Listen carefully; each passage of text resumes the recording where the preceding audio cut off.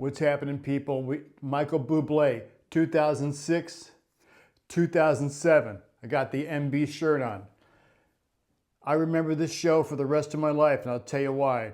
That morning, I was walking across the stage with an old stagehand named Gene who was getting ready to retire. He had specifically said to me that day that he was so thankful that he spent his whole life without an injury.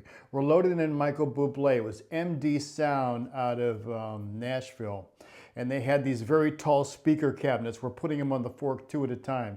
At Radio City, how we do it is you fork it off the truck onto the street level, then it comes to a ramp, and then we fork it off the ramp down to the stage level. So it hits the fork twice. Now these were tall items, and it's like a 15-foot drop down to the stage. Me and my buddy Mike, our job was to load the forklifts on there. But these things aren't sitting right. It's because they got three wheels and because they're a trap, and we're moving the blades around trying to get them right. I make the suggestion that we should lay them over. It's like, nah, nobody wants to do that because that's going to take more time. All right, so we're sending them down that way. But one of the protocols that we used to do is that to clear the area when the forklift moves, because we've had things fall off the forklift. Amp racks fall off the forklift, set pieces fall off the forklift. It has happened. And on this day, after I told the guys not to stand there, the move is to stand under the ramp. So if anything falls, if I'm downstairs, believe me, I'm under the ramp. But on this day, one of the cabinets that I loaded up fell over, hit Gene, and he never worked again. Ruined his life.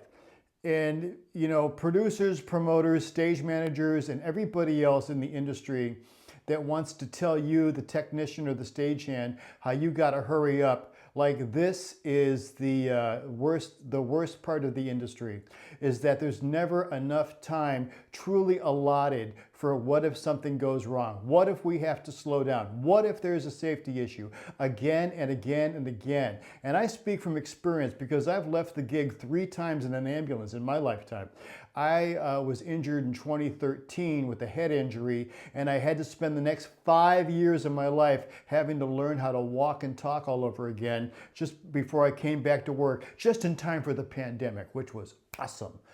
So I know all about getting injured on the job, and it sucks every time. And especially it sucks if there's somebody that hurts you because they're irresponsible or because someone's pushing them along to hurry up. I have lost a lot of gigs, not being called back many times because I'm that guy that if I see something unsafe, I'm just not having it. This day and this gig will haunt me forever because I knew better. And as Confucius say, to know and not to act is not to know.